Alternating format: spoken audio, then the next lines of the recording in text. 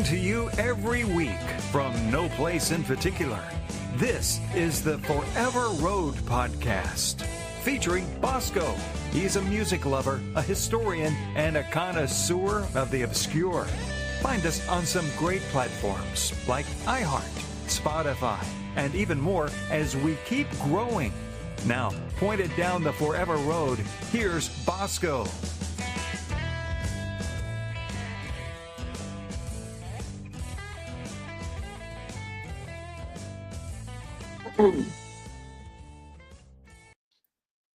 There we are. Welcome to the best worst thing you've never seen, Forever Road Podcast. I am Bosco on this Super Bowl or the big game Sunday. Can we say Super Bowl? I don't know. Where our brother Turtles is missing at this moment, but anyway, I'm here. Hang on, I'm gonna get a drink of water. I've been working on cleaning up the house, so.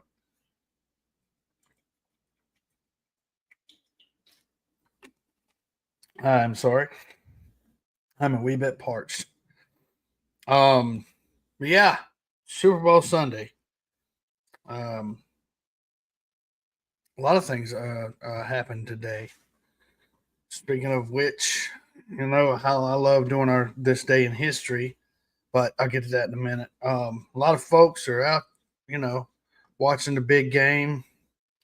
I don't even know who's playing, so I'm one of the few Southerners that don't get into football. I like music and cars. I got enough time doing that than to stop and watch a football game. And this, bringing this somewhat mediocre podcast and information to you guys. So, yeah, that's what you get for free, huh? Anyway, but yeah, my prediction is the team with the most points is going to win. There's a official Forever Road podcast prediction.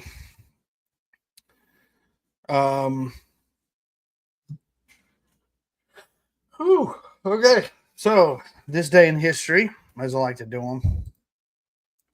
For some reason I got into that this day in history thing, and I really enjoy it. I've had some good feedback with that, so that's why I keep bringing it. February 8th, 1969, Eric Clapton, Ginger Baker, Steve Winwood would all gang together with the addition of the families, Rich Gretsch on bass. The quartet would become Blind Faith. 1973, Max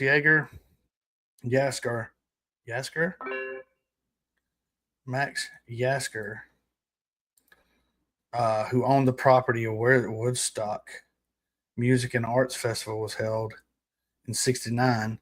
He passed away in 1973 at the age of 53 from a heart attack.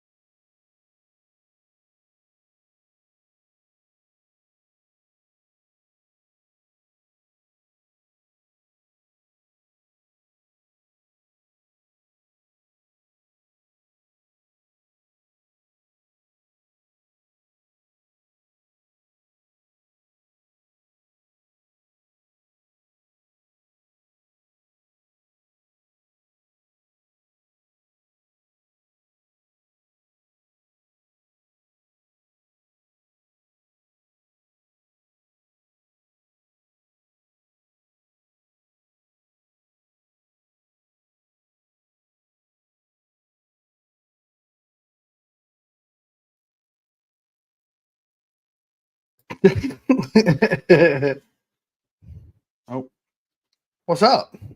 What's up? Can you hear me? Nope. Hang on, I had some technical difficulties. I had testicle difficulties too.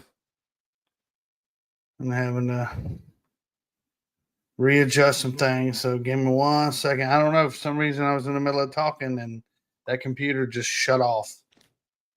Yeah, So- fuck that computer. Yeah. Fucking communist.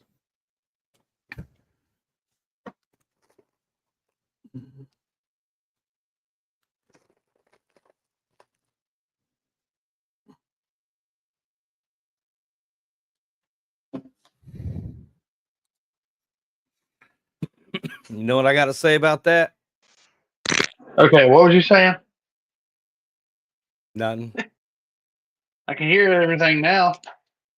I said, you know what I got to say about that? What? But I was in the middle of the whole,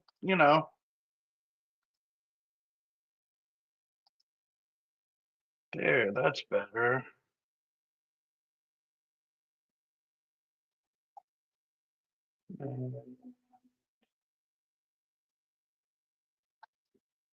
There we go. All right, because I had some information I was going over.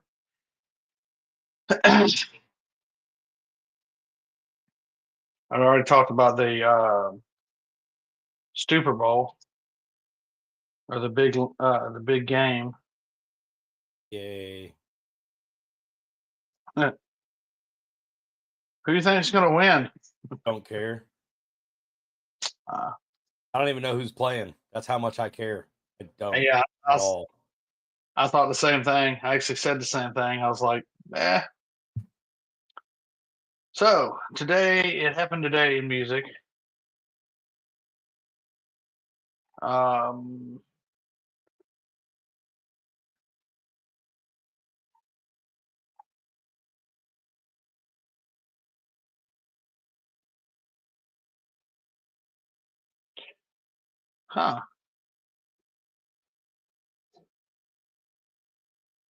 February 9th, 2024, American rock and roll drummer, singer, and record producer Jimmy Van Eaton,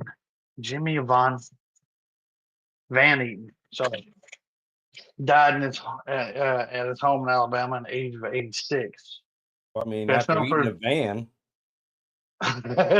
Van Eaton. God, man, no wonder. Most people just get a van down by the river. He wanted to eat it. Crazy. I mean, there's much better ways of getting your Getting your fiber. Yeah, or iron. He got it for a steal. Best known for his recording is a drummer in sessions with Jerry Lee Lewis, such as Whole Lot of Shaking, and others, including Johnny Cash, Roy Orbison, Charlie Rich at Sun Records in the 50s. Sun Records. On record. Owner died and gave it to his daughter. No? Okay.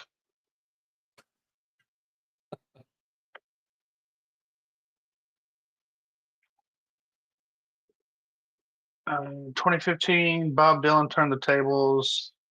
Oh, how the turntables. Yeah, just got How the turns will table.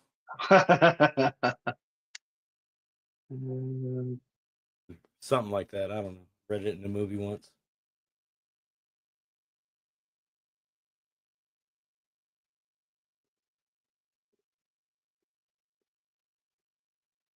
Oh yeah, he complained about them giving him such. Anyway.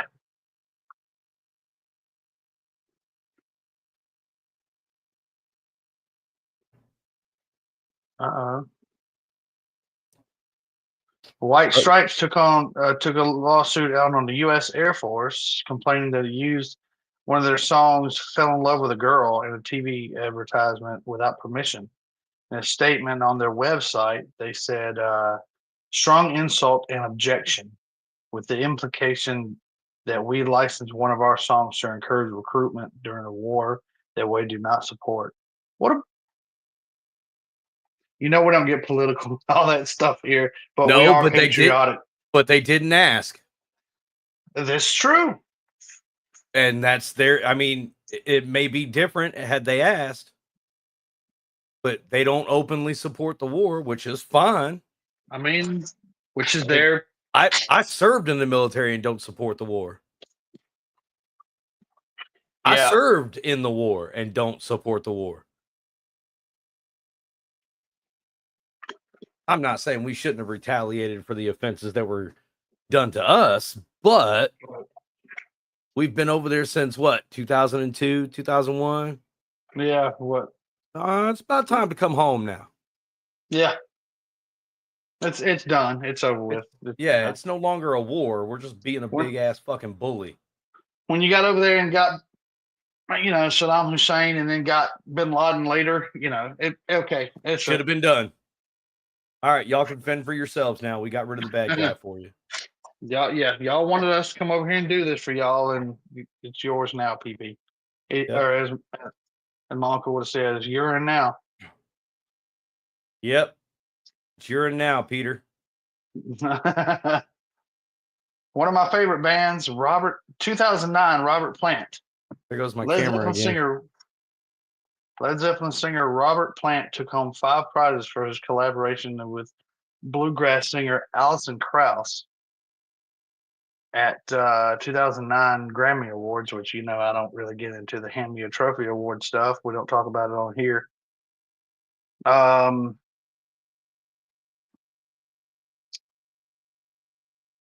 They won Album of the Year for Raising Sand and Record of the Year for Please Read the Letter.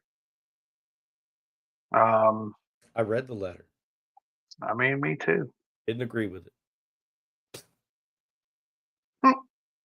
It was a big L.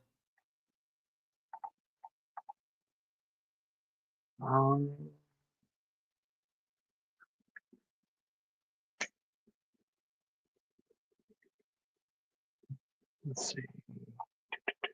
I love going over this day in music history stuff. As long as it's like familiar names or names that are associated with what we talk about, Names that are relevant. Well, I mean, I like, okay.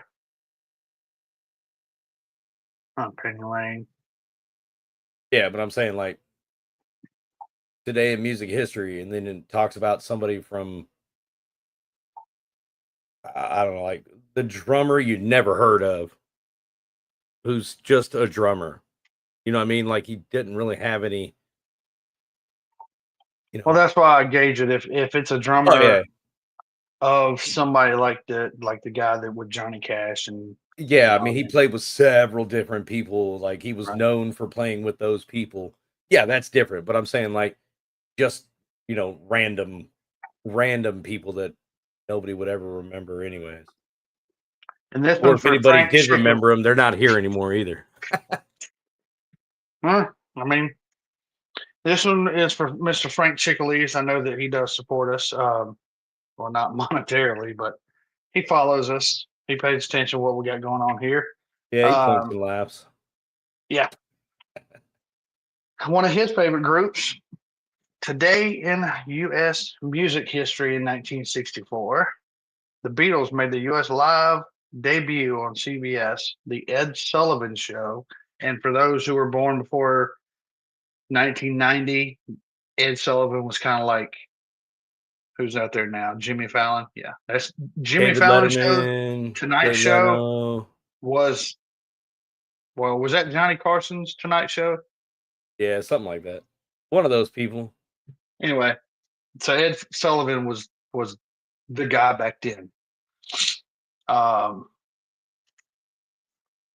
So they made their US TV CBS debut on the Ed Sullivan Show. They performed songs I Want to Hold Your Hand, Never before had so many viewers tuned into a live television program. This is all about this day in history, thisdayinmusic.com, matter of fact. 73 million viewers, 3/4 of the total adult audience in the United States. The show had received over 50,000 applicants for 728 seats in the TV studio. Are you a Beatles fan, Turtle? Are you a Beatles fan, Turtle? Nope. No? Nope. We'll get to that in a second. I like their music, but I don't like them. I'm a hit and miss Beatles fan. Like I could listen to some of the songs. Like there's some that I'm like, yeah, cool.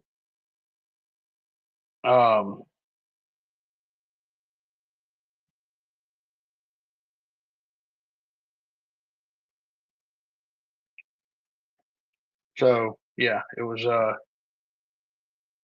today, and as far as 1964 goes, 1961 before that, so 3 years prior, they appeared at the Cavern Club in Liverpool for the very first time as the Beatles.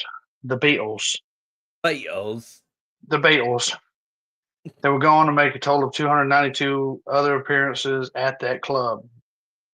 They were paid €5. Is that the little funny E? And is that what they call euro? Not back then. They didn't have euros back then. For this lunchtime appearance, and George Harrison was nearly denied admission to play because he was wearing jeans. How dare you? How rude. 1959, George Jones, Mercury Record released White Lightning. You know what White Lightning is? Anybody out there know what White Lightning is? Yes, sir. Comment below in the chat if you know what White Lightning is. It's a real, not only song, but in this case, the song. Well, in this it's case, one of the those song, songs. Sure. It's one of the. I've heard the song a lot, but it's one of those songs that just plays. You just when it comes on, you just kind of, especially if you're working, you don't get up to go change it. You just let George do his thing, and he'll go away in a minute. It wasn't his best. I mean, in my book, if I hear it on the radio, I'm going to change the radio back to my station. Yeah. In his autobiography, he mentioned that the recording process of that song was extremely lengthy. After he arrived to the recording studio under the influence of a great deal of alcohol, it took him approximately 80 takes just to record his vocals. Yeah. So,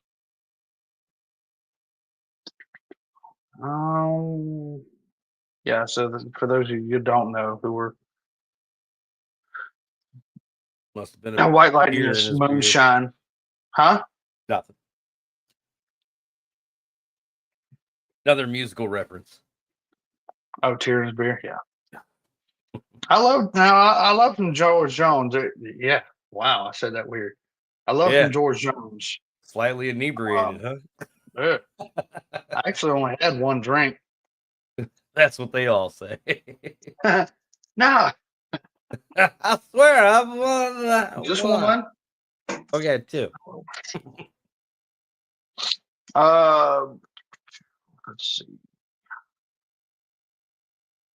Nothing. Nobody's birthday today. Nobody notable.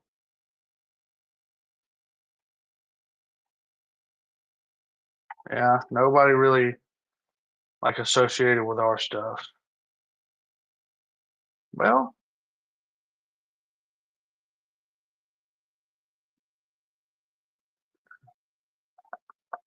I am looking just. One of your favorite artists. She was born today in 1942. Carole Patsy King. Cline. Oh. Carole King.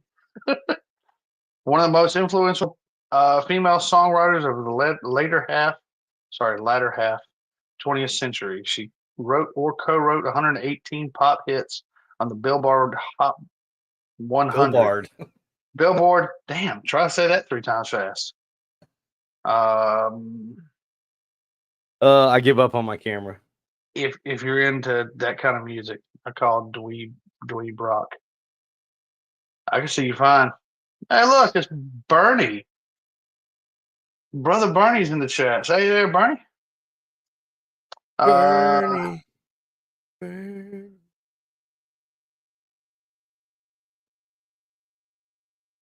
Oh, there you go. Earlier, Bernie, I don't know if you were in the chats, but we did Today in History for music. The Beatles debuted in 1964 on the Ed Sullivan Show. Back when Bernie was probably still in diapers. Not to give Bernie's age away, but yeah, anyway, there he is. 20? Yeah, he's like 20, 25. He's old enough to buy, adult beverages. And I've shared a few adult beverages with him. It was Well, great. that's rude. You never shared any with me. Lies. No, I said he never shared any with me. Oh, that's you. Sorry. No. I know you've shared quite a few with me. Well, I don't think we're allowed to talk about any of those incidences. if you go to Mo Party with me this year, then you'll be able to share adult beverage or two with Bernie. So There you go. I can't wait, man. But yeah, so that's today in music history. And if it is your birthday anywhere out there, happy birthday to you. Okay, sorry. I spent also this week in music history. This past week we missed it, was the day that the music died. The plane crash that killed the Big Bopper, Richie Valens. well, Richie Valens and Buddy Holly. Yeah. Which y'all know I'm a huge Waylon Jennings fan. To me, I think he was more king of country music than, well, people say that George Strait's the king of country music. Eh. And I'll agree, because he is country 100%. All of his songs, his music, he's, one of the, if you watch Yellowstone, he's one of the 3 kings in Texas anyway.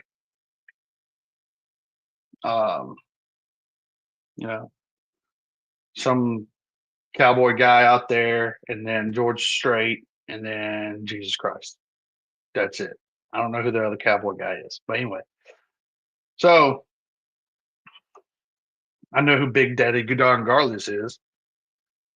Other than that, I don't know who some cowboy is in Texas. Anyway, so my view of Waylon Jennings is very high held esteem, and when it gets closer to his birthday, we're going to do a Waylon Jennings episode and cover his life and his story, which I've seen it a few times, different videos and stuff. But Waylon Jennings was supposed to be on that plane flight. He gave up his flight. He gave up his seat to Buddy Holly. Now, him and Buddy Holly, he was a bass player for Buddy Holly and the Crickets. And Buddy Holly gave him the seat because I think he was coming down. He had the flu and he wanted to fly ahead and do some laundry and get some rest. And you can sleep on the plane on the way there. Well, Richie Valens and another member of the band flipped a coin. Story goes, flipped a coin for another seat on the plane. Story goes that there was nothing that, that's the first time he ever won something. Richie Valens won the coin toss. And the Big Bopper, what was his name? Big Bopper. That's it. Yeah, that's what they called him. Might as well be his name. I'm like Tommy something. Oh,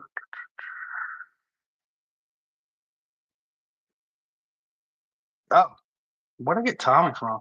Giles Perry Richardson Jr., known as stage name as the Big Bopper. Yeah, so the Big Bopper just was on the plane. But they all, like everybody died in the plane crash. I've seen pictures of the plane crash. There's a song famously known as "The Day the Music Died" by Don McLean that has been covered by several other artists over the years. But yeah, Buddy Holly was part of that whole rockabilly, rock and roll. Elvis was coming out, Jerry Lee Lewis, Buddy Holly, all that, but the plane crash was, February 3rd. So yeah, since we've 6 days ago, Clear Lake, Iowa. So yeah, that was the day the music died, and Bob Wills was still the king. Oh, for you guys who can't see for our listeners, you can't see the chat, but we do engage the chat. So it's I really like engaging in the chats. For our listeners, if y'all can go on YouTube, click like and subscribe, and click auto download, and click that bell to send you automatic notifications for when we go live.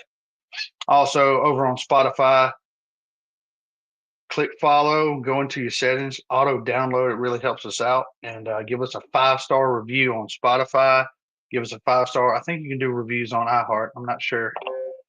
Give us a review on Spotify, that 5-star review. Follow us on iHeart and Amazon Music and more. As the intro man, Bernie, says, as we keep growing. I'm going to see about getting us on Pandora. I hadn't worked on it yet, but and I still need to kick some more over to YouTube Music. I don't know if it automatically goes over there or not. But yeah, so The Day the Music Died, it's a great song. We'll cover Don McLean at some point. I really lean more towards the music that's not so mainstream or not so mainstream anymore. I love the outlaw. The more I've learned about Waylon Jennings and Willie Nelson, I'm not a huge Willie Nelson fan. What? Not a Willie Nelson fan? I'm not a huge Willie Nelson fan. I can listen to his stuff. Rude.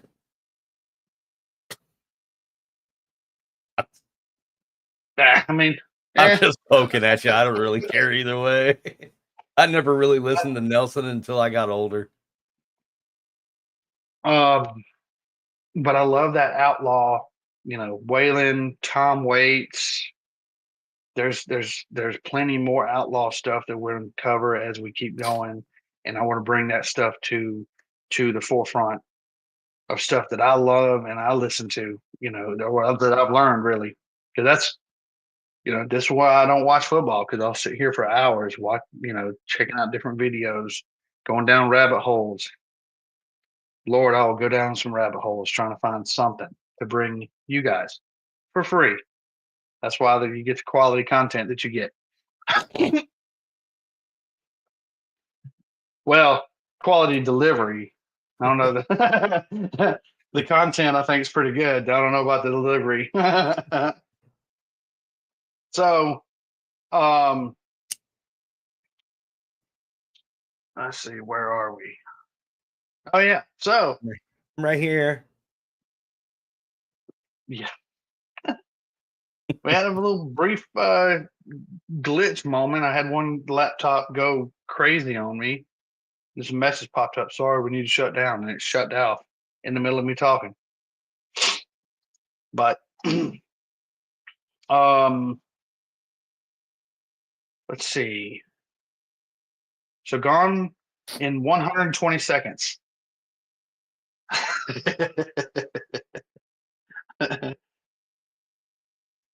We watched, everybody knows the Nic Cage version of Gone in 60 Seconds. And after what I just watched today,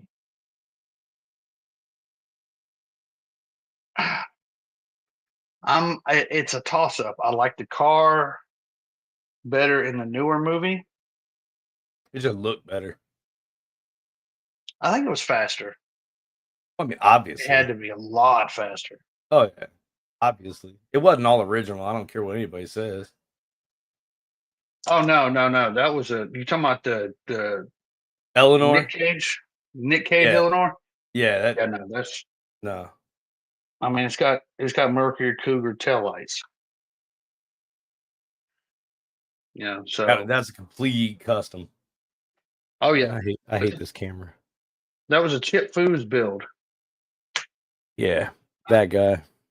Chip Foos, or was it Chip Foos. It was Chip. Was it Chip? Okay. I wasn't sure if it was Chip or Boyd Coddington. No, it was Chip. One of those guys. I don't like it. I'll tell you that much. Which Eleanor one? does not excite me. No? No.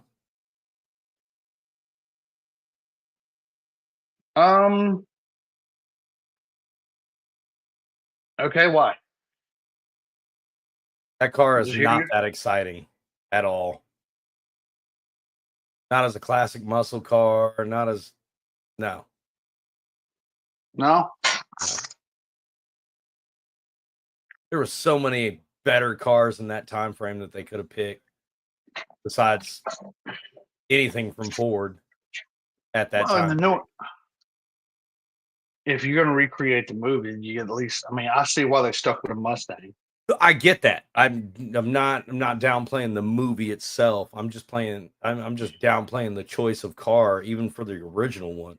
There was so much better looking cars than that Ford Mustang. I've never liked that Ford. I mean, you know me, I don't like Mustangs in general, but right.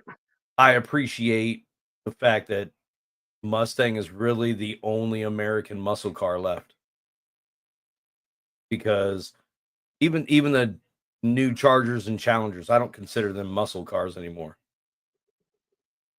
They're just not.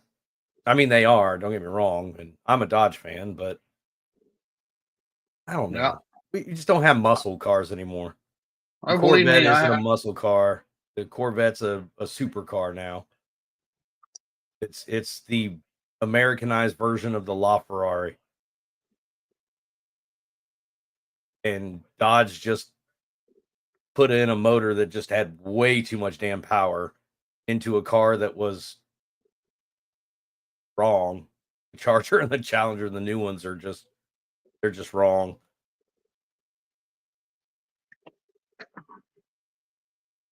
Well, I mean, see, muscle cars were different. Muscle cars is like the Charger now. I mean, yeah, it's 4-door, but muscle cars then were like the Charger, the Roadrunner, what did Ford have? The Nova, the Mustang. That's all they had.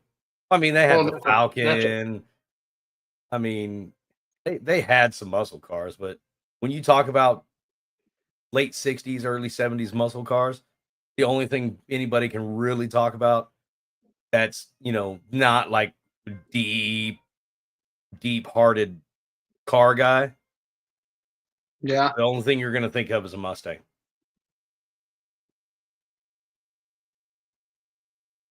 I mean, if you know your cars, yeah, we could sit here and name off a bunch of muscle cars. But, I mean, Chevy, Chevelle, Nova, Corvette. I mean, that's just 3. Camaro, 4, right off the top. Dodge and Plymouth, Roadrunner, Charger, Challenger, Dart. I mean, we could sit there and name those all day long. Right. That's why I say that even in the original one, they could have picked a better choice for a better car. I think would have been, I don't know. But when you pay for the ad placement, Well, but that's just a conspiracy theory of mine. the only movie I know that really took the ad placement where sales of a vehicle, one vehicle, because it was never, I don't know, it was never revealed that after this movie or that movie or the old movie from 74 or the one in 2000 up the sales of that specific Mustang or Mustangs in general. Now, the only one I know of was Smokey and the Bandit because the sales of Trans Ams went shot through the roof. Yep. Like 600 something percent from what General Motors reported. Yep. The funny part is that Trans Am was a 76 and with the 77 front end on it. The Bandit's Trans Am was anyway. Yeah. Yeah, everybody's sorry, let me turn this phone down. Everybody's texting me telling me they can't. Sorry, man, we're watching a big game. We're watching a big game. Well, if you're watching the game, Okay. why are you interrupting us with text messages? Watch the big game. You ain't got to tell us. It's not that important. Don't be rude. You're disturbing the show. Talking to you, BC Sanders. Yeah, whoever you are. There goes my camera freezing up again. Stop it. But I don't know, man. Like I said, that Gone 60 Seconds for 74, I was impressed. Do I like it better? And just yeah, see, I don't know if I like it better, but it's just so nostalgic, it's so raw. And I'm watching the little clips. It's over here on this other laptop while I pull up the IMDb. So the 74 IMDb summary: when a South American drug lord pays Pace to steal 48 cars for him, but one is in the bag. All but one is in the bag. Thereby, the police precipitate a desperate car chase against Pace and his Eleanor across Southern California. Let's compare. God, that suck. The 2000 IMDb summary: a retired master car thief must come back to the industry to steal 50 cars with his crew in one night to save his brother's life. Okay, that's the gist of it. Yeah. I mean, they, like I said, we had talked, before. It's a summary. Yeah, they changed the story to kind of fit more closer to the times. Yeah. But dude, man, I mean, there was so much in the 74 version. I'm sitting there watching it and seeing all the old, and that's why I love older movies too.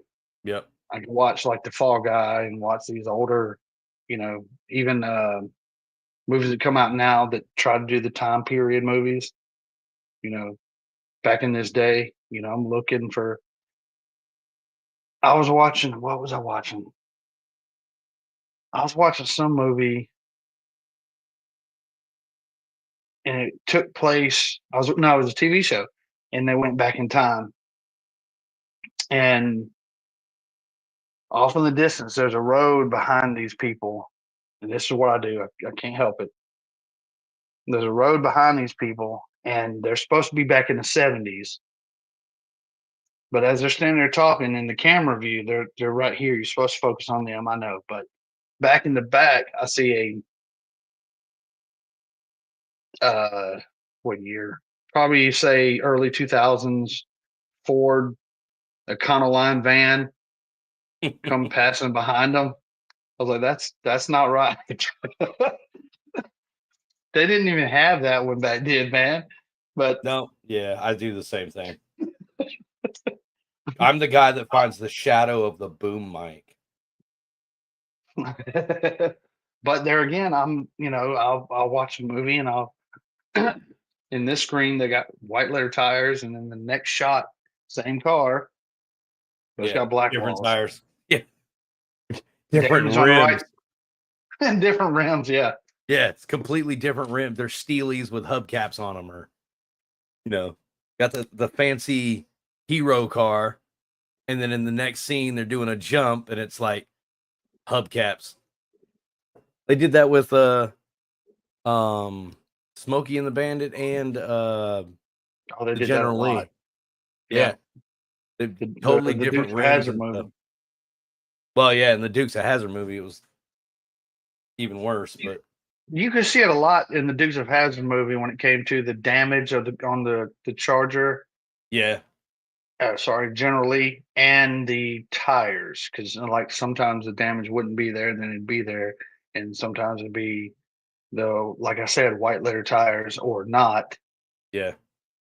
or the roll bars here, and then the next shot it's not there, or tan interior and dark interior. Yeah, you can clearly see the difference in the stunt car and the hero car. But I like the Gone 60 the 74 one was, I didn't see any consistency issues. Because I was, the few cars that caught up in my mind was like, it's over here on pause right now. Is an orange Manta. Mm. It stuck out in my. That was a beautiful car. Hey, look, I believe that's Chief Key from One Morning I'm Out of Here is in the chats.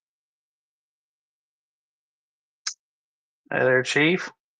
Bernie said, pretty awesome on the big screen. The OG. I couldn't imagine what it was like in the theaters, man.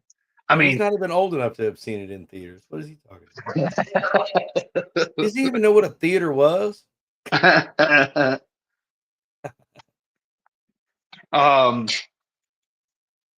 the cool thing, I was sitting there and I'm just laughing, like, the hair,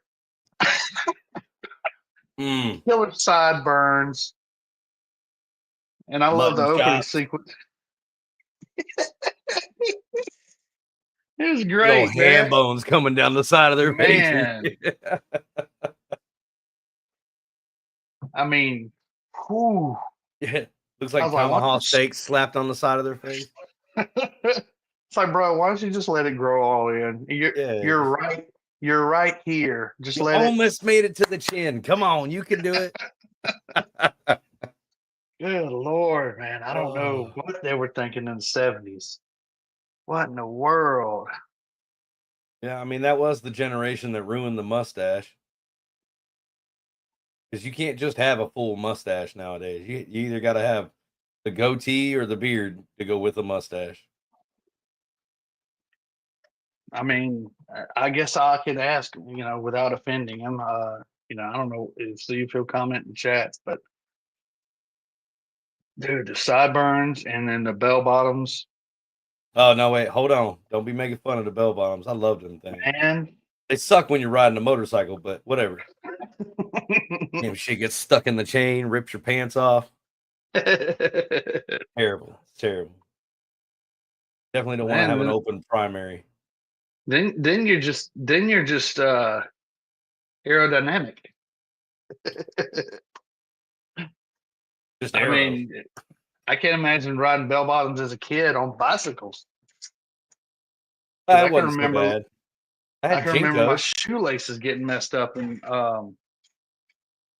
shoelaces come loose while you're riding for whatever reason, and getting caught in the chain. You don't tuck your shoelaces? No. I've always tucked my shoelaces because of that reason. Yeah, because ever since I was a little kid, my mom always tucked my shoelaces so they wouldn't come undone and come untied, and because nobody ever double knotted in the 80s. Just lazy. But when I started riding my own bicycle, I just kept tucking my shoelaces, and one time my shoelaces came out, got stuck in the chain. I was like, that's a good reason to keep tucking your shoelaces. So I've just always done it. So I liked how the guy from this movie, the main guy, he works for an insurance company investigating stolen cars, but he's the one doing it. Spoiler alert, everybody. It's a movie from 74. It's great. I'd say if you got a good Saturday or Sunday and you're sitting around not doing anything, and you like car chase movies and all that, Go watch look it up on YouTube. It's YouTube. I watched it on Peacock, so yeah, it's worth it. So I'm gonna ask everybody in the chats this question. I'll ask you, what car would you boost for fun if you could? If you couldn't get away with it, now I probably already know your answer, but let's give everybody a second in the chats to answer if they will, or even in the comments on the video if y'all watch this video later on. Comment below. I don't think you're gonna get mine right, but it's not a car I talk about very much.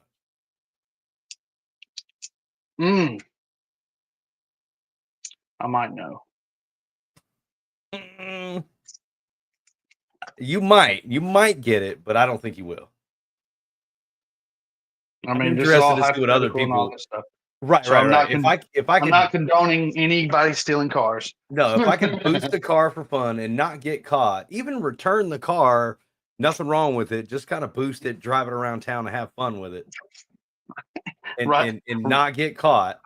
Return it with a full tank of gas. I don't care, whatever, but not get caught and just boost this car. Yeah. The car that I would choose, I don't think you'll guess, because it's not going to be the typical turtle answer. Well, I wasn't going to guess. So I'll guess. Should I guess? Or do you want me to just tell you me? could try and guess. I mean, I would say you would probably grab a Roadrunner, 70 Roadrunner, in purple people eater. You know me so well. Plum crazy. I would say. Or orange. Yep.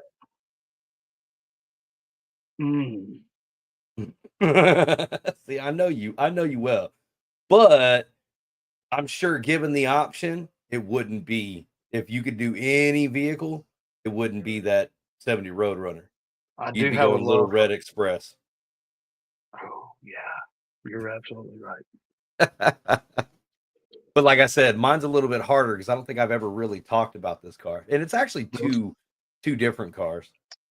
The Little Red, it would be, that would be your dream right there. Would be my Eleanor, I guess. Yeah. I can see that. If they were both sitting in the parking lot and you had one opportunity, one shot, side by side, they're sitting there, and I'd have to flip a coin. I'd have to flip a coin and really let somebody else flip that coin for me. No, you wouldn't. Okay. Because wouldn't. I would because it'd be too hard for me to. You could see a 70 Roadrunner any day. They're not hard to find. Little Red Express. How often do you see one of those out in the wild? That's true. You would think hard enough. You would be like, nah, I'm taking the Little Red Express. That one's coming home with me for about 5 minutes before the cops show up. Just to have it parked in my garage, take a picture of it. Write a note. Okay. Had a lot of fun in your truck. Don't worry, I had it cleaned and full tank of gas. Thank you very much. Have a great one. Fully lubricated, brand new tires. The original no hard feelings? Question mark. Check yes or no. Oh, text me if all is good. No, mine would be a little bit harder. I'd either get early 70s Porsche 914. Don't ask why. Right. I don't know why. I just love that car. It's probably the ugliest thing Porsche has ever created. I was partially right there, but go ahead. You were thinking Porsche, which is kind of what I was going to assume, that or a 70 Chevelle, but I wouldn't even want to steal one of those. Or a 66 Chevelle. That being my favorite car. The other one, 2007, a Lotus Elise. And if you've never driven one, you get an opportunity to do it, pick that car. Yeah. No lie, it's just an MR2 with a carbon fiber and aluminum chassis. But yeah, it's fucking fun as hell to drive that thing. That's awesome. So moving on to the next movie, or 2000 movie. So in comparison, I think they were more involved in the cars in the first movie Mhm. than there were the second movie, because you didn't get a whole lot of highlights from the second movie. No, not really. They were more Um, in depth on the knowledge of the cars in the second movie. and they were, I think, more in along with the storyline, that little love thing that him and Angelina's character had. Yeah.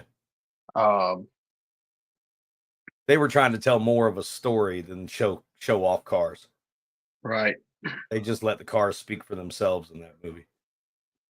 I mean, I could sit there and watch that one because it was more like, I don't know, both of them. You're just watching the old classic muscle cars rolling by and the Cadillacs and Wow. all that. Wow. Now, I like the first one. The first one tripped me out because it was, that the guys running around very stoned out of their mind in that Cadillac that looks so, it was like a 65, 67 Yeah. maybe Cadillac. Coupe de Ville. There's like that low to the ground. Yeah, the whole And there was front end was busted up. Billy, that's Hey, who it man, I was. think I gotta go home, man.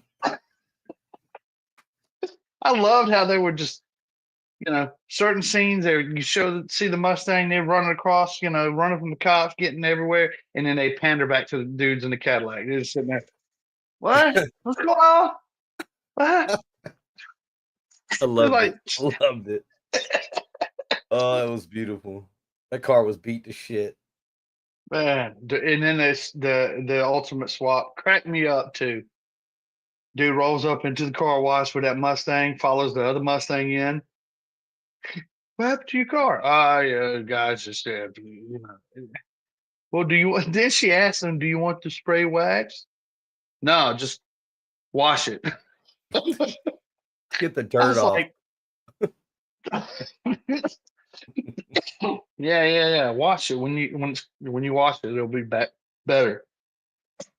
It'll take the dents out, I promise. But yeah, that movie, I say the highlights of the 74 movie was a lot better. Not, like I said, not to take away from the 2000 version, because I enjoy it too.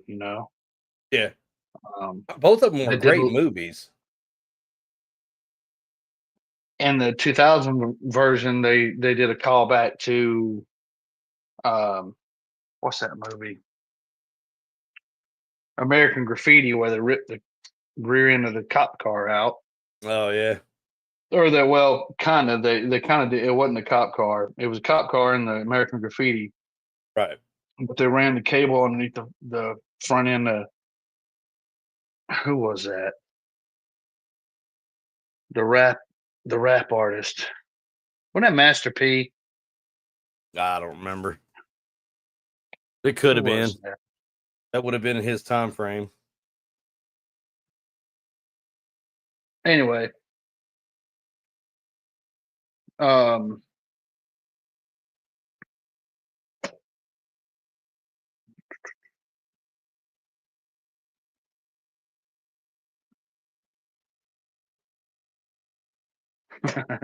and in the second movie, he goes into the exotic car dealership.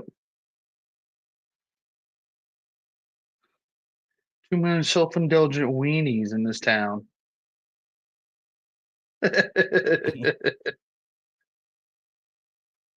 don't know. I don't know his name. But anyway, but yeah, I mean, what would you, what lengths would you go through to save your brother's life? You or my real brother? I mean, Because I'll make 2 phone calls for you, and whatever it is will be taken care of.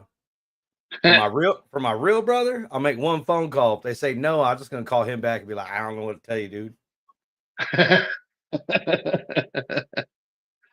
well, I appreciate that. I mean, you've never wronged me. You're not even my blood. He's my blood, and he's wronged me. Mm. So it's Let's like see. you've never given me a reason to not trust you, or to believe that you wouldn't do the same if you had the option. But you know me, I know way too many people. I mean, I really enjoyed that. Yeah, I'm the same way. I mean, what I would go through for a brother. I mean, like my actual blood brother, or brothers. I'm just kidding. I mean, there's a limit. Like, yeah, man, I'm gonna have to call you back. Give me till Friday. Let me see what I can do. See, so going back to the movies, in comparison, they had way more stars in the 2000 version. What was your favorite car out of each movie? Any car that they boosted? In the 2001, I would have to say, what was that? That was a Merc, purple one with the flames. Yeah, with the door pops underneath. Yeah. Yep. Oh God, I'd love to have one of those in all satin black with some silver ghost flames in it. Oh. Ooh. Anyway, dream car. Hold on, let me scratch my leg. But in the old one, just because of how at the time it was rare to even see those cars, but that Rolls. Oh, really? The Phantom? Yeah, dude, that old Phantom, man. Oh, come on. I mean, you know me, I like luxury. I love luxury cars, especially the older ones. And out of all of those cars in that first movie, I would have to say that Phantom would be the rarest car out of all of them. At least very close to the rarest. Matter of fact, there's some. Let's see if there's any.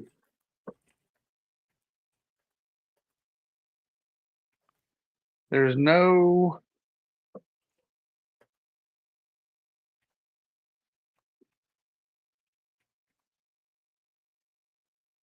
Whew. According to the people, so back in 74, we'll just run these did you know trivias. The did you know trivias.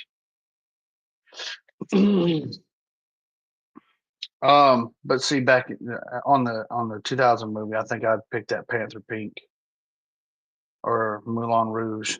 It's Plymouth. It's Moulin Rouge. Like that my Mo Party shirt. It's pink. Moulin Rouge. Yeah.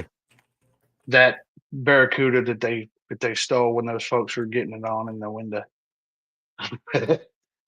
I was like, man, nobody care about watching them get the car. What are y'all doing? Yeah. Kiss the girl. Show me the car. You want to kiss Angelina Jolie? I mean, maybe unpopular opinion. But would you? No. Sorry, dude. I'm out. Can't do it. Exactly. Oh, did you notice that was the other difference? She looks too much like her dad. Mm-mm.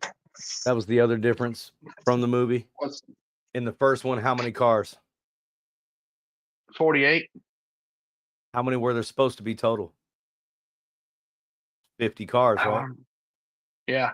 They only did 48, but it was supposed to be 50. In the original deal, it was 50. If you go back and watch the beginning of the movie.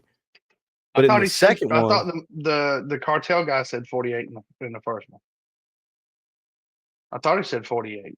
No, it was 50. But they only did 48. Oh. But in the second one, it was 50. They added 2 more cars to make it an even number. Well, then again, I'll say most of the cars, not most of the cars, but a lot of the cars that were in that movie wouldn't have been out in 1974 anyways. Yeah. I just hated that they wrecked so many satellites. And I saw a lot of police car satellites Yeah, and of course you would Chrysler say that. Imperials.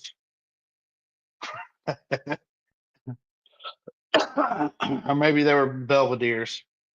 Belvedere police, the same thing. Belvedere satellite, whatever. Cornet. Oh, it was the Uh, 1924 Silver Ghost, not the Phantom in oh, the original one. It that was Eileen, the 1924 Rolls-Royce Silver Ghost. what was the Barracuda's name? I've got the list, but I'm trying to find it. Suzanne or Susan. Suzanne. 1972 Plymouth Barracuda. Yeah, see continuity issues. I thought I caught this too, but I didn't think about it. It said during the tow truck chase in the '74 movie, the red Challenger loses its front hubcap, but it reappears moments later. Yeah. The ending credits in the 2001 DVD release features footage of H.B. Haliki widow Denise Shakarian. Yeah. Shakarian. Mm-hmm. That one. Yep, her too. Haliki riding in Eleanor. Should have fixed that. Wouldn't have been leaky so bad. I mean, the Norwegian version.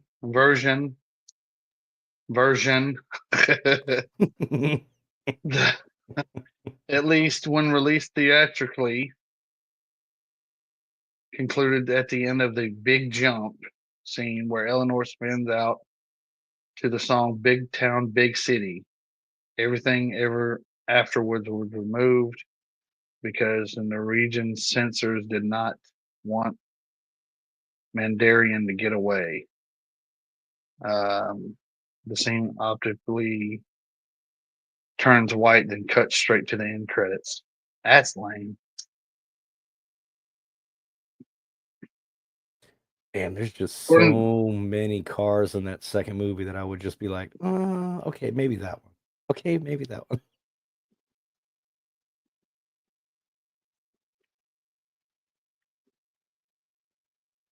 I mean, because they had an 88 959 Porsche. You know me. If I... Y'all let him cook. Y'all let him cook. Yeah, 74 movie. Pretty good. I'll say it's in my top 10 car movies of all time. And it was Master P, by the way. Oh, I was right. Johnny B. No idea why. I have no idea why I know that. Because that was the right time frame.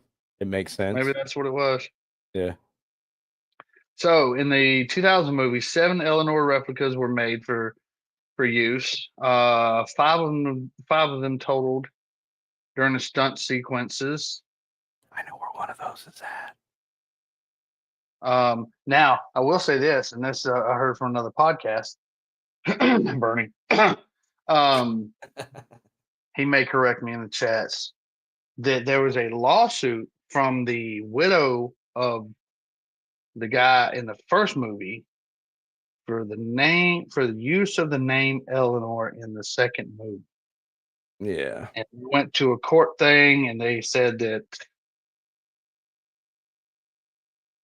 I think the judges ruled that a car cannot be a character or something to that effect. If I'm correct, Bernie's still here in the chat. Correct me if I'm wrong. There was also a lawsuit because somebody else had taken a Mustang and built an Eleanor. Oh, there was a company that was. There was a person. Well, yeah, but I'm saying there was a person that was doing it out of his garage. He wasn't building it to sell it. He was building his own Eleanor. No, for references, we're talking about the newer Eleanor, not the OG, a much newer one.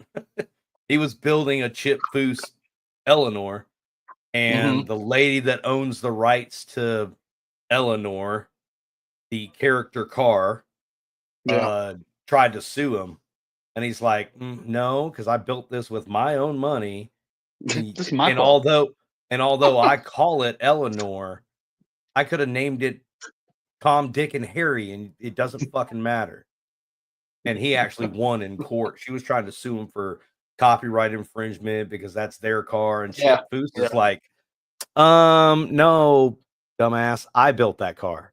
If anybody has rights to that car, it's me. I may have built it for you and for the movie, but that's my car. That's my design.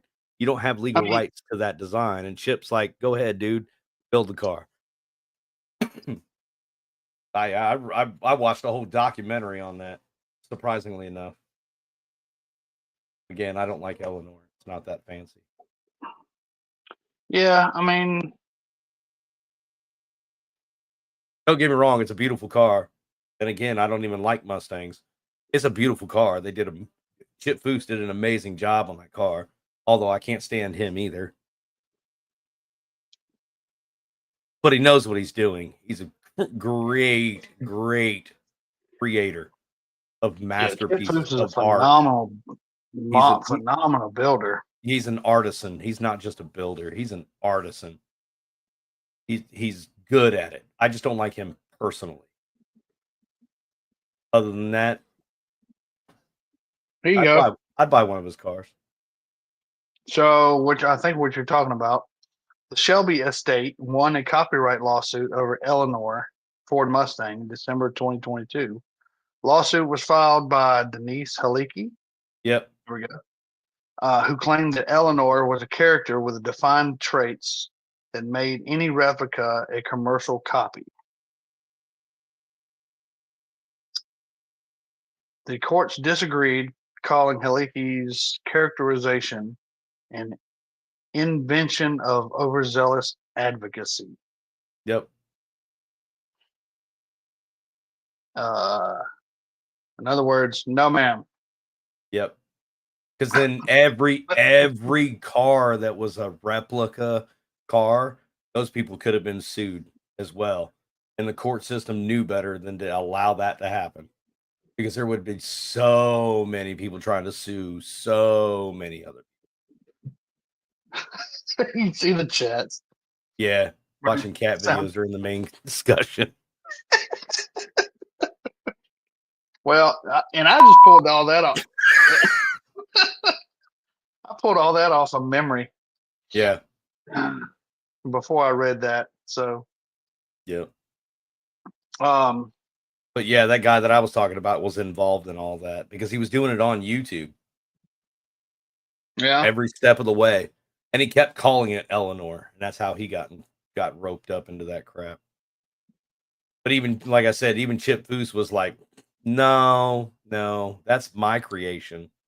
If anything, if anybody's going to get any kind of copyrights to it, it should be me. Because I'm the one that designed it. I'm the one that built the original Eleanor.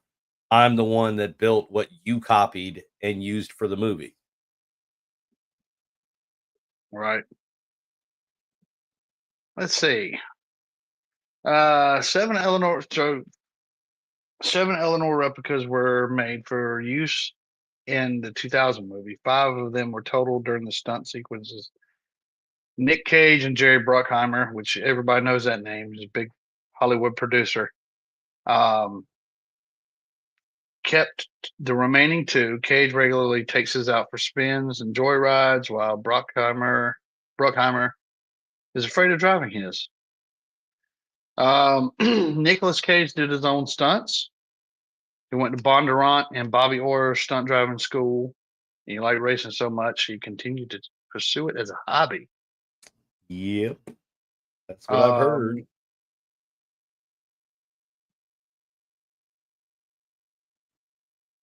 Huh. I didn't know that. When Mirror Man, the kid at the window trying to get the guy's attention at the salvage yard or at the impound yard, there's a sign in the background that reads, if you leave your car unlocked, it will be gone in 60 seconds. The same sign was used in the original movie. Oh, I didn't know that. Yeah. I remember seeing the sign, but I didn't know that was used in the original. That's pretty cool. That's pretty cool. Yeah. You remember the ramp with when they're stealing the Hummer in the cop car, and he rams the cop car? Yeah. Same cop car from the original one? Yeah. No, well, Just kidding.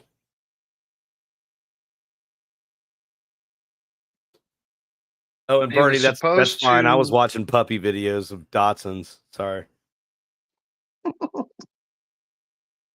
He was supposed to, when he ran the Humvee truck, the Hummer pickup truck, into the police car, that was not originally scripted for the car to fall off the ramp, he was trying to get past the cop car, but there wasn't enough room. So he gave it a little bit more gas when you see when he revs it up and slams into the cop car. Yeah. He said in the elevator afterwards, Vinnie Jones, who played the Sphinx. Yeah. He said in the elevator after the shoot, he said to him, "That'll teach you," or "That'll teach you." I'm not going to read all 50. There's a whole list of cars with their code names is as follows.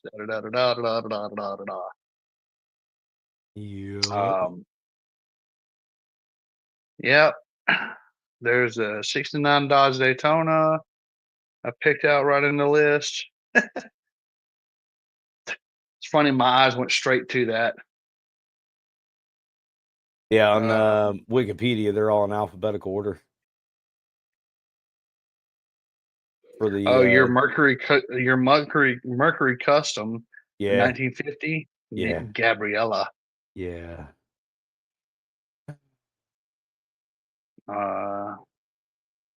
She's so beautiful. I would do inappropriate things to that car. Very inappropriate things to that car. Like park it in a garage and never let anybody touch it. Don't even look at it. If you breathe on it, I'll punch you in your throat. I wouldn't even put it on a trailer and put it in parades. That car is so beautiful. There's a couple of these cars I wouldn't touch with a 10-foot pole just based on the names. Like what? Ashley, Jessica.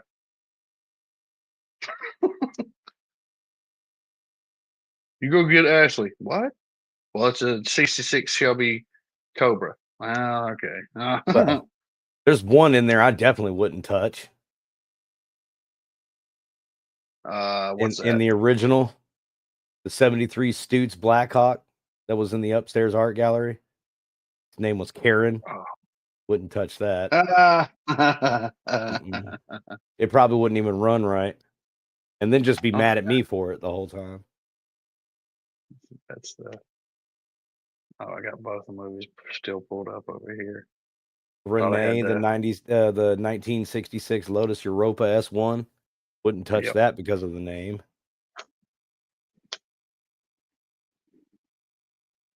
Lorna, wouldn't touch that. 68 Intercancia Italia GFX. Beautiful car. But no, just no. You named it Lorna. No, I've met a Lorna. No, thank you. I got to go see what that car was. Oh, yeah. Okay. Yeah. But first Mazda Miata.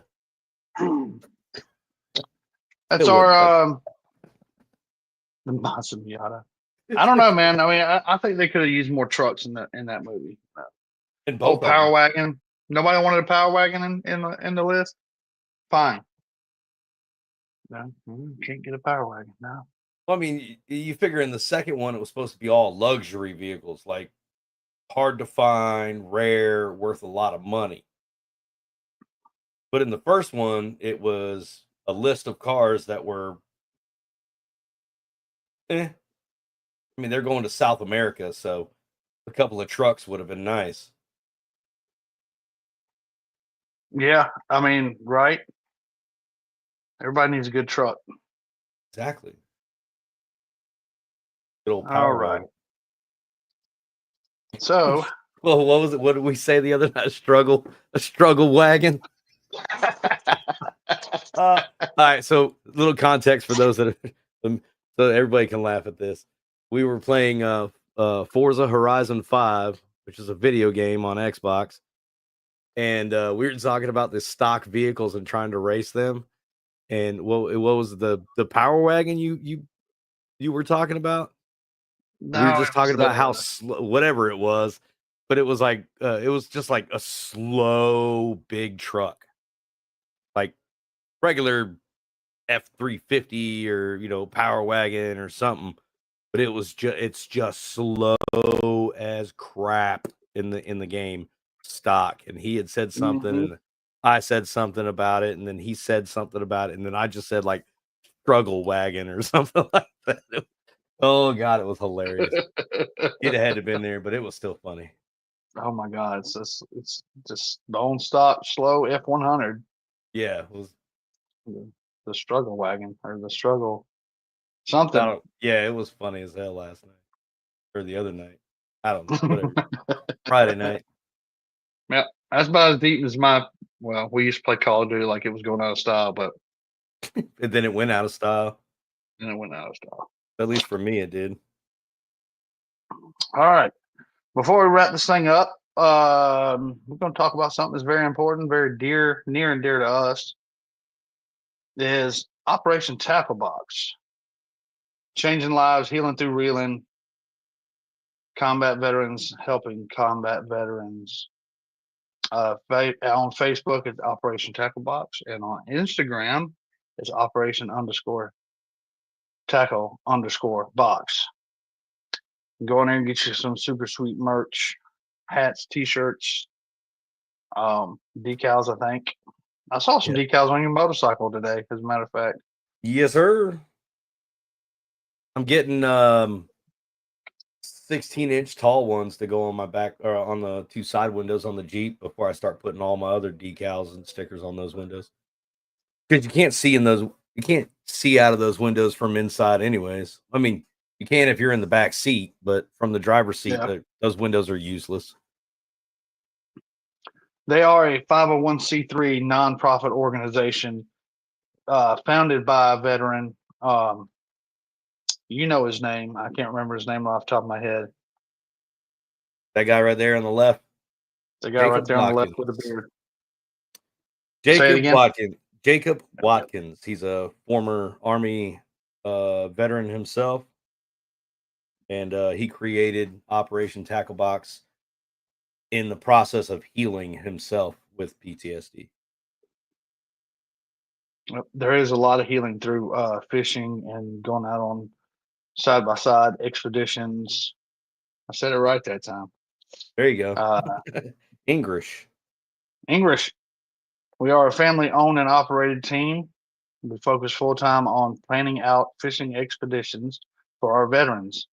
We have full plans for helping veterans get what they need, GI Bill, VA claims, absolutely anything and everything they can do, they will do. Yep. And me, y'all know, I never served in the military anyway, but I did, my serving in other capacities as law enforcement. So I am highly, highly supportive of law enforcement and military veterans as well. So I will always, always, always give them free shout outs. Y'all go on there.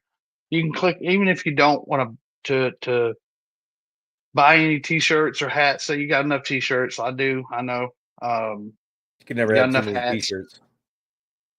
You never have too many t-shirts. You're right. You go in there and get your t-shirt. Get a t-shirt for your lady. But the money, the proceeds. Buy one for Turtle and Bosco. Hey, buy one, send it to my house. Or buy two, send one to me, and I'll give him one. Buy, extra large. Uh-huh. But I will always, always, always. Matter of fact, I put the link in the chats. Yeah, you can do it. I can't. I actually need to fix that. I'm a red-headed stepchild over here. Well, red-bearded stepchild. Oh, fix it. Oh, yeah, I see that. Delete that message. I can't. Son of a monkey's uncle. Can I? Let me see. Delete comment. Boom. There we go. Don't want to confuse anybody.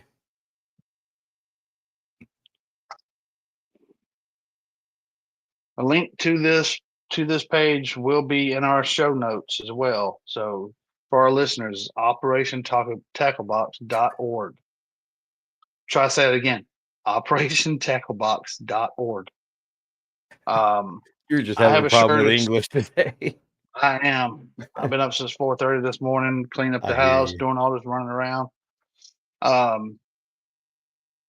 I have a shirt. It's packed away. It's in storage right now, and a hat as well. But yeah, it's very good organization. They are running a fundraiser, a raffle. Sorry, my brain said raffle, my mouth said fundraiser. It's a fundraiser. They're having fun That's raising true. money to buy property. They're raffling off a 2023 Polaris Ranger XP 1000. So head on over to Facebook for more details. Give them a like and a follow. Go on their operationtacklebox.org. You can buy a ticket there. I don't know if it's going to change with the screen or not. I probably had to reshare it. Hang on. Yeah, you have to reshare it.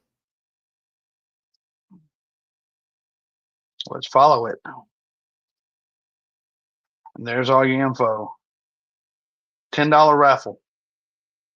$10 a ticket. You can buy as many tickets as you want. Yep. Can Please do. Please whatever. do. Spend $100, buy 10 tickets, boom. Buy 2 tickets, $20. You know, if you got $20, you know, maybe your meal at McDonald's or Burger King or Chick-fil-A can kind of pass for a minute, you know. And Cindy's, you know. Bowling fees for one night. Yeah. But it says there's a whole, they give you all the directions, all the instructions.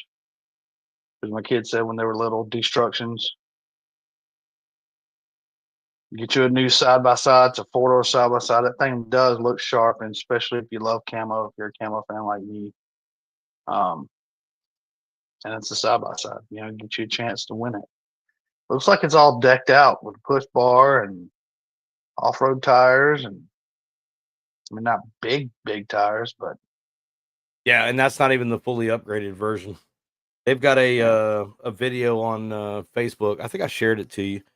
They've got a video on their Facebook page where Jacob is at the place that's doing all the modifications for him. They're getting it hooked up.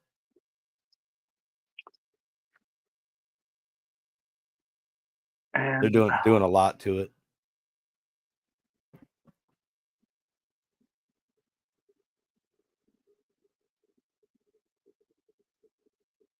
on this other one. So yeah, y'all go check out operationtacklebox.org.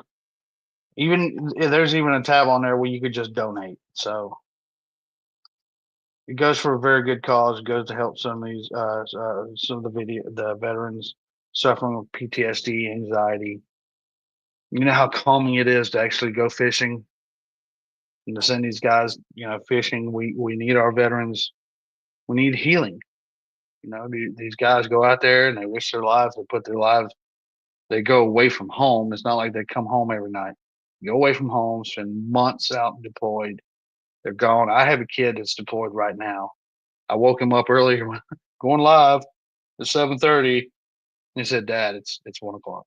I was like, oh, I forgot the time difference, but and I can't wait till he gets back. I'm going to take a road trip to Texas in May.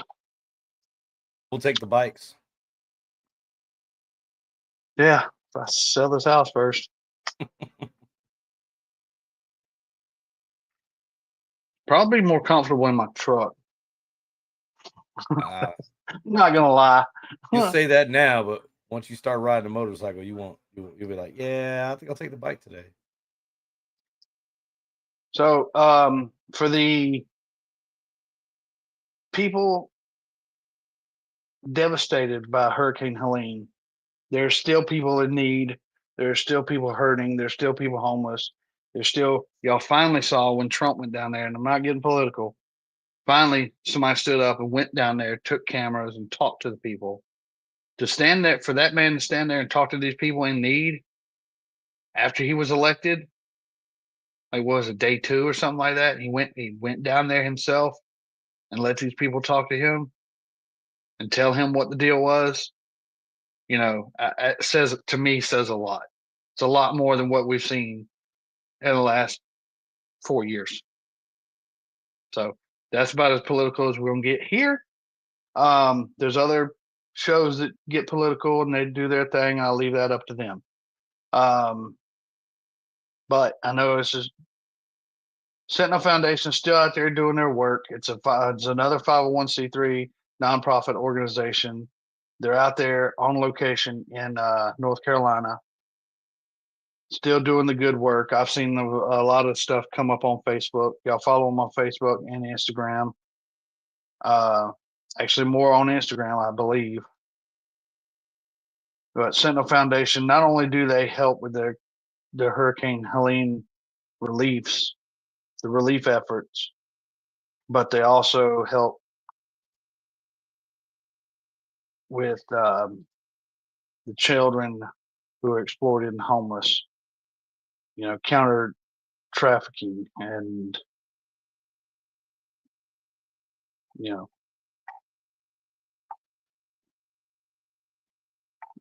our kids need to be safe. So, you know, then they can watch movies like Gone in 60 Seconds safely at home. But yeah, y'all go check those 2 nonprofit organizations out. Oh man, yeah, Marines blood. Welcome in though, but yeah, we're here, man. I know everybody's took that time to watch that big game. I guess it was all that important. Y'all didn't want to come hang out with us. Bernie showed up. You know, I'm just saying. Damn. Turtle showed up. Chief Keef was here too. But I don't know what we've got on tap for next week, but we'll be here. I have to think about it, see what I got going on, see what kind of, you know, what's next? So we do music, another car theme. See, this was supposed to be done 2 weeks ago. Yes. But I was sick. Yes. And then last weekend, I don't remember what happened. A fiasco. Yeah. It just didn't work out. Or maybe vice versa. That I think the first weekend I was just way too busy, and then last Sunday night I was sick. Yeah, you were sick last week. Yeah, because I was home in the bed with the stomach crud. Yep, and the week before that I was sick. So, but y'all please go check out Sentinel Foundation at foundationsentinel.org and operationtacklebox.org as well. I'll post the links in the show notes whenever this is posted, and the links will be on Spotify as well. You got anything else going on this week, man? Still moving, popping. Yeah. I about got everything done here at the house except for the stuff that's outside as far as automotive. You know, I got to pack up my tools and go through a bunch of crap that I haven't used in years. And hopefully by the end of this week, hopefully by the end of this week, I'll be able to post this house for sale. And I went and looked at another house and you know this, but telling this out to our followers. And from what I saw, the other place, I hope that it'll be available by the time I sell this one. You know, it's going to be awesome. So either way, it's going to be awesome wherever I go, regardless. Unless you go to Montana. That won't be awesome at all. Be too damn cold. That ain't happening. I think that was somebody else's dream that somehow influenced me. I love the mountains, but I'm too southern for that. Thank you, Marines Blood and Bernie, for joining us in the chat. To Chief Keef, I know he popped in here for a minute. I don't know who else is watching us, but thank y'all very much for being in the chats. Go on, like I said, if you're watching this on YouTube, click like on this video, please, and subscribe. And make sure you hit the notification. That way you know next time that when we go live. I know it's aggravating to get those notifications, but the little green or the little red light will show you, hey man, we're live. And go on to Spotify, click follow, go on to iHeart, follow, go on to, I actually do that for all my other buddies, go on all the streaming, I guess, for lack of a better term. Wherever all the podcasts are, I go on all of them and follow Failure to Stop all the way across. One more, I'm out of here. Kibby and Friends, the unsub guys, the guy Jerry Wayne Longmire, OnlyDads.com, the Wrecking Yard. Yep, OnlyDads.com, TurtleInAthong.org. You know. No, it's not .org anymore. They found out about it, so they had to change it to. It's really just my OnlyFans page now. Oh yeah. OnlyTurtles.com. Yep. No, one more and I'm out of the shell.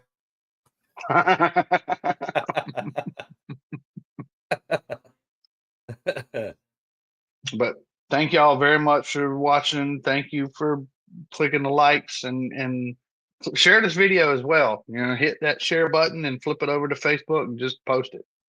It really helps. It really does. Hell, turn it into a meme. Let's go viral. Yeah. Actually, when I looked at the algorithm, and I tend to stay away from it, but after this, this is season 3, I need to count and see what episode we're our season 3 episode what, but I never kept up with it, lost track of it a long time ago. So I know we're in season 3. But I know we got over 50 something followers on Spotify. I don't know how many on YouTube's and all the other things, but either way, I'm grateful for every one of them. Y'all sit here and listen to me ramble on about car movies and music. And some hear our opinions about stuff. Yep, that too. I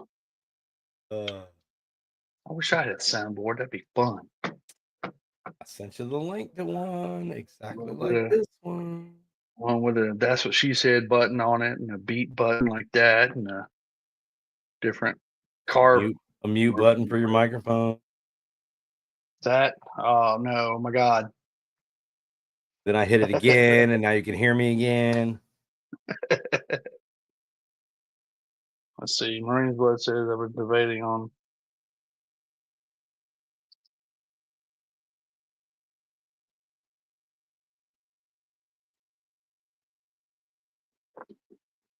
I can change my microphone so it sounds different.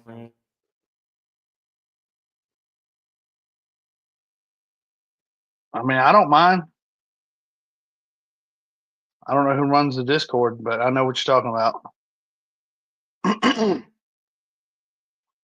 Oh, he does. Okay. So he's referring to another guy, John, from the comm center. I think he's not so much to do with Failure to Stop much anymore, but I know he's with old Drew Breezy with the comm center. They cover a lot of EMS, first responder, especially 911 stories. It's really good, really intriguing stuff. Oh, all right then. Wow. Well, But there you thank you, go. Marines Blood. Hey, man. Um, yeah, Marines Blood is definitely one of our great followers, and thank you for being here. You know, we're gonna keep rocking and rolling. We'll see y'all next week. You know, live from nowhere in particular. You got anything Right here. else? Nope. What we playing? Oh, I realized what time it was. Yeah. Playing night. Go to sleep. Have fun with that. I don't know. I'll let you know in a minute.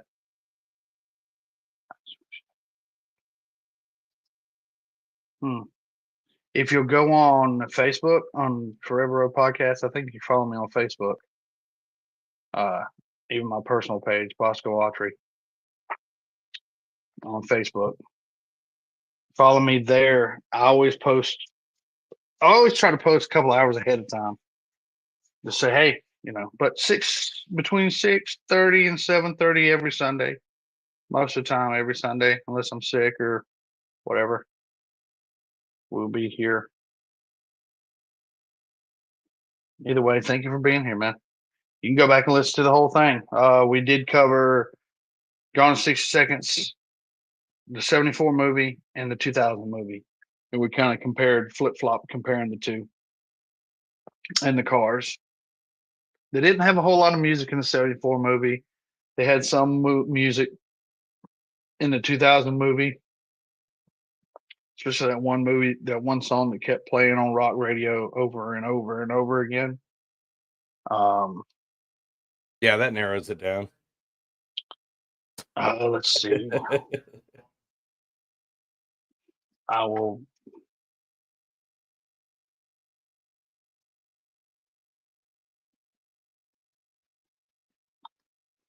Bring Sally Up. That was your first intro song.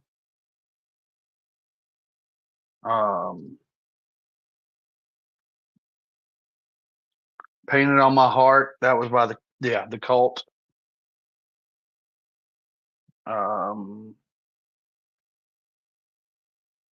Rap by, I can't even read that. Groove Armada. Machismo by Gomez. Flower by Moby. Are you a Moby fan? Yeah, I guess. I mean, I wouldn't spend money to go to their concert. But then again, there's not very many that I would.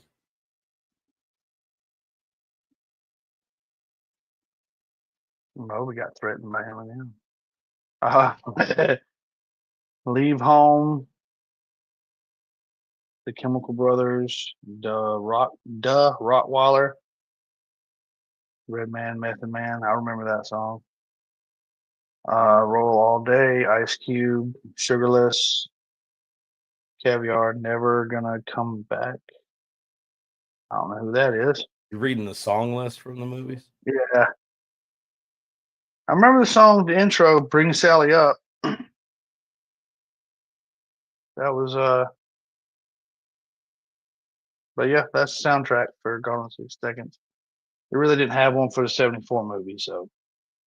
Well, there was, but there really isn't, like, produced as a soundtrack. Yeah. But yeah, Painted on My Heart, I think that song was like everywhere on rock radio after the movie released. Yeah. I can't believe the Gone in 60 Seconds is 25 years old, dude. I mean, yeah, that happens, because that was back in 2000. Back when I was still in the Corps. Back in the old Corps.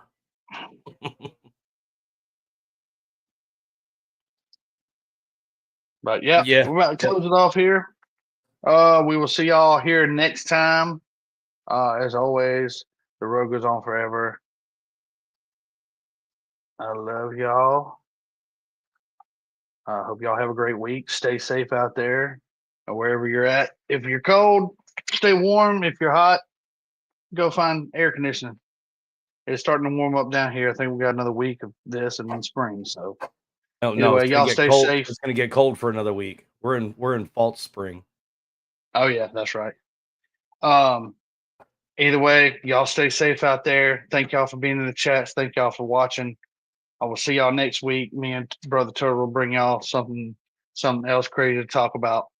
Until next time, peace. Love y'all. Peace.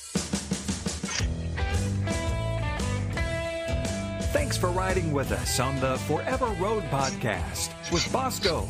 Hey, you can find and follow us at Instagram and Facebook, or just drop us a line or a question anytime at foreverroadpodcast@gmail.com.